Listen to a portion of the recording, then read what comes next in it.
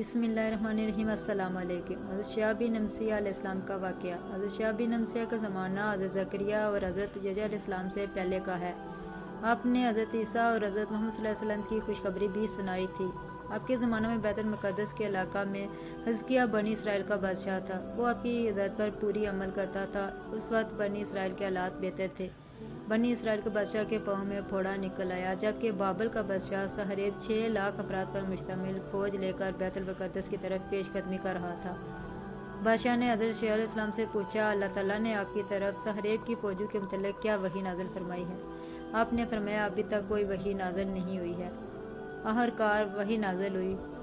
बादशाह से कहिए कि वो अपना जनशीन मुकर्रर कर दे, क्योंकि इसकी मौत का वक्त नज़दीक आ चुका है।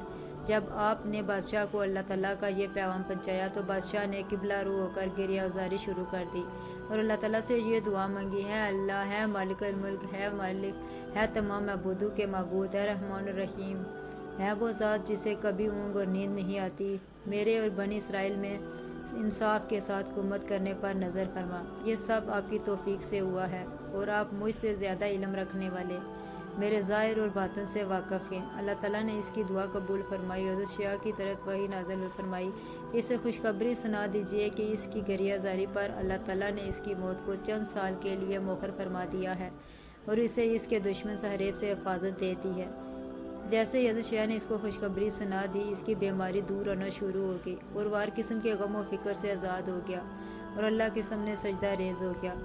सजदे में इसने ये दुआ मांगी, है अल्लाह, तू जिसे चाहता है हुकूमत देता है और जिससे चाहता है हुकूमत छीन लेता है और जिसे चाहता है इज़्ज़त देता है। अल्लाह, तू ही ज़ाहिर और पोशीदा से बाखबर है, तू ही ज़ाहिर और बातिन है और तू ही रहमान, रहम फरमाने वाला और लाचारों की दुआ कबूल करने वाला है। जब इसने सजदे से सर उठाया तो अल्लाह ताला ने हज़रत शाह की तरफ वही नाज़िल फरमाई और बादशाह से कहे कि अंजीर का पानी निकाल कर अपने ज़ख़म पर लगाएं, इसका ज़ख़म बिल्कुल ठीक हो जाएगा। बादशाह ने इस हिदायत के मुताबिक अमल किया और इसे शफा होगी। दूसरी तरफ अल्लाह ताला ने सहरेब के लश्कर पर मौत मुसल्लत कर दी। वो सब हलाक हो गए, सिर्फ सहरेब और इसके 5 साथी बाकी बचे, जिनमें से एक बख्त नसर था। बनी इसराइल के बादशाह ने इन 5 को गिरफ्तार कर लिया और इनकी गर्दनों में तोप डालकर शहर में घुमाया और कई दिन तक घुमाने के बाद जेल में बंद कर दिया। अल्लाह ताला ने हज़रत शाह की तरफ वही की कि बादशाह से कहें कि इन्हें इनके वतन वापस भेज दें, ताकि वो अपनी कौम को जाकर अपने अंजाम से आगाह करें। जब वो आज़ाद होकर अपने वतन पहुँचे तो सहरेब ने अपने कौम को जमा करके तमाम सूरत-ए-हाल बताई।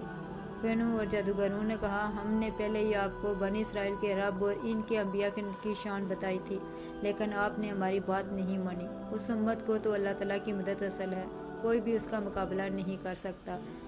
इसके 1 साल बाद सहरेब मर गया और दूसरी तरफ बनी इसराइल का बादशाह हिज़किय्याह भी अल्लाह को प्यारा हो गया।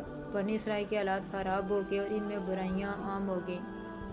अल्लाह ताला ने हज़रत शाह की तरफ वही की कि अपनी कौम को वज़ नसीहत करें। आपने अपनी कौम को वज़ नसीहत की। अभी आपकी वज़ नसीहत मुकम्मल भी नहीं हुई थी कि लोग आप अलैहिस्सलाम पर हमला करने के लिए तैयार हो गए। आप भाग कर एक दरख्त के पास पहुँचे, वो दरख्त फट गया और आप अलैहिस्सलाम इसके अंदर दाखिल हो गए। शैतान ने जल्दी से कपड़े का किनारा पकड़ लिया। जब दरख्त के फटे हुए हिस्सों ने मिलकर नबी को छुपाया तो कपड़े का एक कोना बाहर रह गया और लोगों ने ये देखकर आरा मंगवाया और दरख्त के 2 टुकड़े कर दिए।